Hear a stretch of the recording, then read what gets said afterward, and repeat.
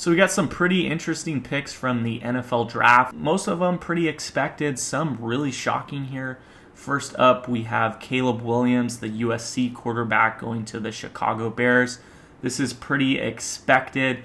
He definitely has the best arm in the draft, best attributes. He can scramble well, he can throw the ball deep.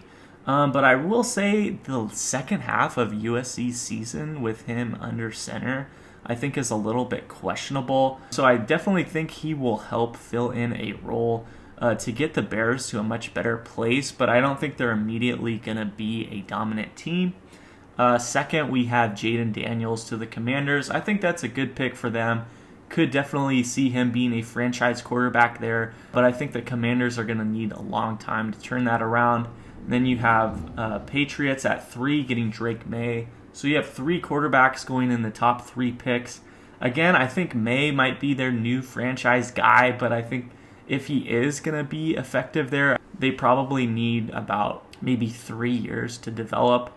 Cardinals get Harrison Jr., best receiver in the draft. I think this is also not very unexpected. I think he's going to fill in and be a good playmaker for Arizona, but I just don't think they're going to be able to have much of a competitive season next year. Chargers get the first offensive lineman, Joe Alt. I think this is a good pick for them, and I think the Chargers will be interesting to see where they're at. New York Giants getting Malik Neighbors. I think the Giants really need to get a quarterback. I wonder if they'll get that somewhat later in the draft, but I think the Giants are still a developing team. Titans getting offensive tackle from Alabama, J.C. Latham. Not a bad pick, but the Titans really still have a long ways to go, especially losing Derrick Henry. And then I think the most shocking pick of the draft here at 8, Atlanta Falcons getting Michael Penix Jr. when they really just signed a big deal for Kirk Cousins, who's going to be what looks to be their franchise quarterback now. And then they're getting another quarterback in the first round. I think that's really unexpected. I will say, to play devil's advocate, I don't think it's a bad idea to have a good, strong backup quarterback. Whether he develops in the future, whether something happens to Kirk Cousins, an injury or something like that, or he just really doesn't perform. And then you have another pick from the Bears. They got the Washington receiver, Rome Odunze. I think he's going to be a good fit in there. I think the Bears are going to have a lot more weapons than they did before. Going to have pretty much a completely different team. So it'll, again, be interesting to see how that plays out. And then we have at 10, Minnesota Vikings getting the Michigan quarterback, J.J. McCarthy. I think this is a good pick for them since they don't have a quarterback. And I think McCarthy could be a good option to really develop into a franchise guy. And I think the Vikings do have a fairly good team around them if they're able to pull some stuff together. So I think the Vikings could definitely be a good team in the future. New York Jets getting an offensive lineman from Penn State. I think they definitely need to protect Rodgers while they can because he's not going to play forever, obviously losing him to the first game of the season.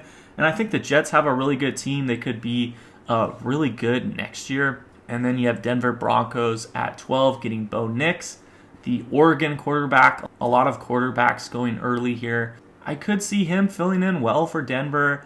Not much of a team around him, but I think Bo Nix is definitely up there with the top quarterbacks in the draft. So I'd be interested to see how he fits in with their team. And then Raiders getting the first tight end, Brock Bowers out of Georgia. A little bit interesting pick here. I think the Raiders really do need a new quarterback as well. But probably the best tight end in the draft by far. New Orleans Saints getting an offensive lineman, Fuaga from Oregon State. I'm not too confident in Derek Carr with New Orleans. Indianapolis Colts getting Latu, the edge rusher from UCLA. I think this is a really good fit to their team. I think with a healthy Richardson, Indianapolis could be very competitive next year. Then you get Seattle at 16 getting a defensive tackle out of Texas, Murphy the second. Good move there. Seattle rebuilding their defense. I still think Seattle's in a full rebuilding phase, even though they didn't have a horrible season. And then we have another pick again from Minnesota, getting an edge rusher, Dallas Turner out of Alabama. Again, another good addition to Minnesota's team. I think they're going to be one of those possibly sleeper teams next year. Cincinnati at 18 getting Mims, another good offensive lineman in this draft. I think this is really going to be good to build a solid foundation in front of Burrow. Rams at 19 getting an edge rusher, Jared Verse from Florida State. I think the Rams really have a solid defense, so I think he's going to be a good replacement for someone like Aaron Donald. Steelers at 20 getting the offensive tackle from Washington, Fontanu. Not a bad pick there. Not too sure how Pittsburgh's going to look next year. Miami 21 getting an edge rusher, Robinson from Penn State. I think this is a little bit somewhat shocking here, but I do think Miami really needs to develop their defense. Philadelphia getting a cornerback out of Toledo, Mitchell. The Eagles do have a decent defensive game as well. So I think if they're able to get back, are kind of able to get out of that rut that they have, I think Philadelphia could look good. Jacksonville at 23 getting a wide receiver, Brian Thomas Jr. I think he's a good addition to their offense.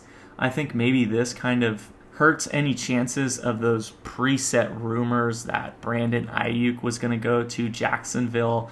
So I think they really have their guy with Brian Thomas Jr., but I'm not too impressed with Trevor Lawrence, so I don't know if Jacksonville's really going to stick with him or they might get another quarterback at some other point in this draft. 24, really good pick here from the Detroit Lions getting Arnold, the cornerback out of Alabama. I think with a much better defense next year, the Lions are a really tough team to beat, and definitely in their secondary was where they were lacking, so I think he can really fill in for them there. Green Bay at 25 getting Jordan Morgan, offensive lineman from Arizona. Again, I think he's one of the better guys in terms of offensive linemen. Going to be really good to set a good foundation for Love, and I think the Packers are going to be really dominant next year as well.